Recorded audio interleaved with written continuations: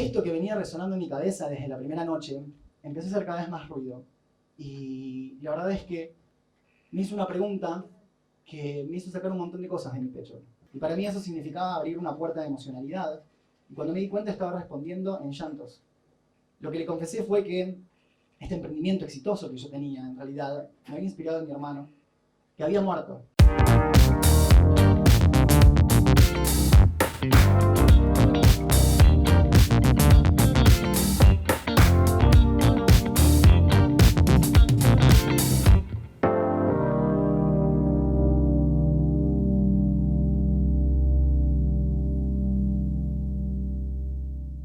Bueno, perdí $100.000 por hacer las cosas bien. Desde chico siempre me educaron como para hacer las cosas bien. Esto yo lo entendí como que era conseguir un buen trabajo, ir a la facultad, ir al colegio, tener un buen promedio. Y en mi casa todos recibimos la misma educación. Y hubiera pensado que todos, by the way, soy trillizo, hubiera pensado que todos hubiéramos recibido la misma educación, pero yo sentía como que estaba más comprometido con eso, como más... Era un desafío que yo me ponía a mí mismo, esto de hacer las cosas bien. El tema es que yo había entendido que hacer las cosas bien, a mis ojos, sin ser del todo consciente, era trabajar duro para ganar dinero. Con la particularidad de que, más allá de que trabajes duro, no había que mostrar lo duro que trabajaste. Y esos logros que conseguías, los podías mostrar, pero no aquellos fracasos. No aquello que trabajaste duro y no te fue bien, yo eso lo ocultaba. Así es como hace unos años tuve una idea de negocios. Ahí va, Vesti. Es una empresa que tiene que ver con tecnología y con moda para generar empleos de calidad en el rubro textil.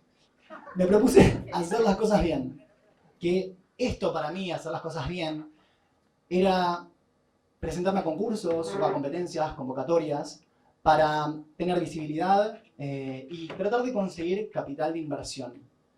Al principio me fue un poco bien y en este ir y venir de competencias se presentó una nueva oportunidad mucho más grande de las que había tenido, donde si llegaba a conseguir el premio final, podía representar al país en el exterior con mi empresa y competir por $100.000.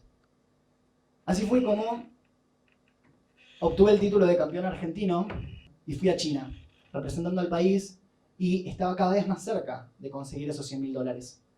Éramos 54 países y cuando llegué conocí a mis competidores, que eran personas como yo, pero parecía que era como que ellos no se daban cuenta aún que había $100.000 para el primer premio.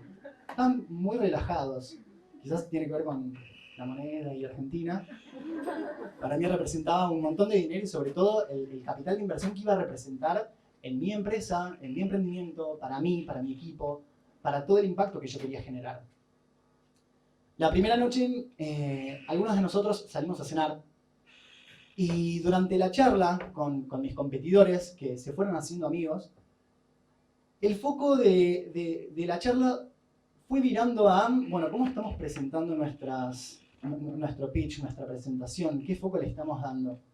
Y todos parecían estar de acuerdo con que lo mejor era mostrar tal cual sos. Para mí, yo escuchaba hacer las cosas mal. Mostrar literalmente todo el camino que habías recorrido, con las cosas buenas, las cosas malas, tus virtudes y tus fracasos, para mostrar de ahí cómo te vas a posicionar en adelante ante un inversor. Pero para mí no era hacer las cosas bien eso. Yo estuve meses preparándome. Imaginen que antes me había preparado para competencias nacionales, ahora esto era el doble de exigente, donde mostraba a un empresario súper exitoso y ambicioso con una empresa genial. Entonces, la exigencia que tenía en ese momento era mucho más grande. Y la presentación que había armado no dejaba ningún margen de error. Entonces, otra vez me propuse, no, yo voy a hacer las cosas bien. Así fue como al día siguiente, después de esta noche, que me resonaban algunas cosas en la cabeza, se realizó una actividad en la cual nos dividimos en grupos de 6 y con un coordinador. La actividad tenía que ver con mostrar este lado vulnerable para empatizar y generar vínculos con la comunidad emprendedora, en principio los competidores, posteriormente en el hotel. Habían 3.000 multimillonarios, básicamente, con quien podías hablar y ellos podrían directamente decirte, invierte en tu proyecto. Así que tenía que ver con eso. Y me permití en ese momento, en ese ambiente cerrado, darle una oportunidad a ver cómo era esto de hablar realmente y contar mi historia. Y para el final de la charla empezaron a aparecer algunas emociones y cayó una primera lágrima en ese momento. Y empecé a cuestionarme realmente si estoy o no haciendo las cosas bien. ¿Qué era eso de hacer las cosas bien? Y lo comparaba con lo que venía haciendo. Cuando salí de esa actividad, durante mi estadía en Macao, en China, me siguió una cámara que estaba haciendo un documental acerca de esta experiencia que va a salir publicado este año.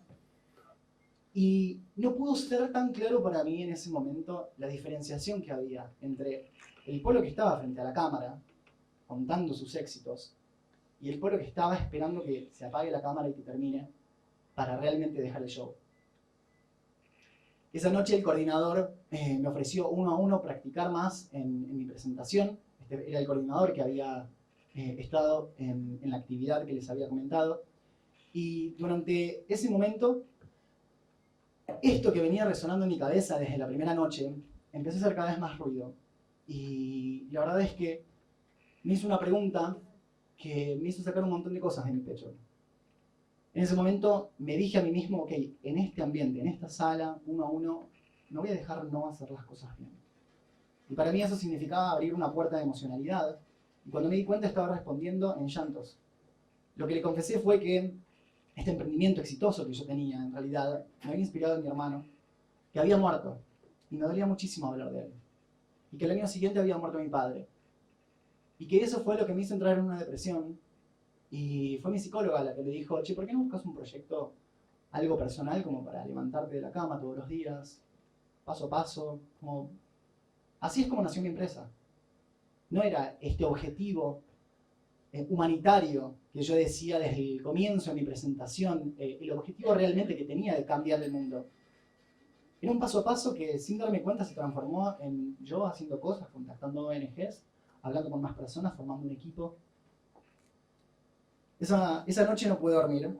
Me levanté a las 3 de la mañana llorando en Macao, en el Sheraton más grande del mundo, diosa, pero llorando. Decidí planchar mi camisa, me puse mi traje y decidí darle un nuevo enfoque a mi presentación.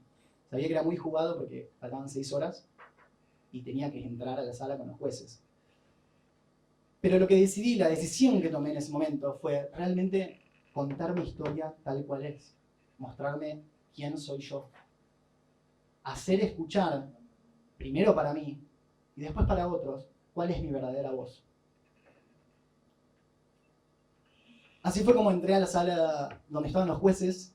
En mitad de mi presentación me quebré, empecé a llorar. De los 6 jueces, 4 lloraron conmigo, checkpoint. 2 de ellos salieron a felicitarme, me dieron sus tarjetas, me dijeron yo también soy inversor, consigo un par de puntos a favor. Había mucha expectativa con respecto a esta presentación, de todo lo que venía transitando durante estos días.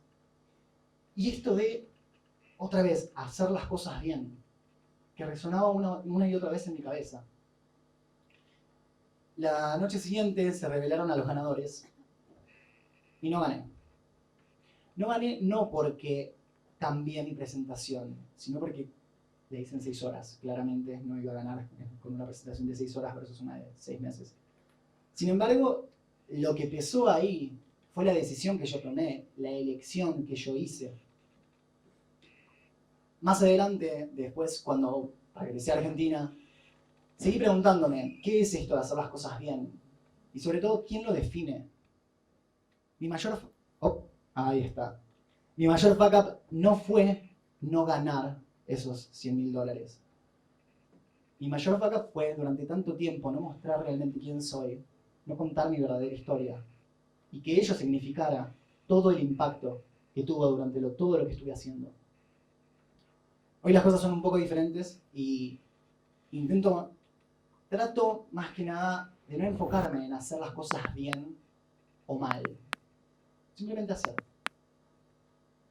Y en el transcurso me relajo más y lo que gano tiene un valor más grande cada día, que es mucho más que $100.000.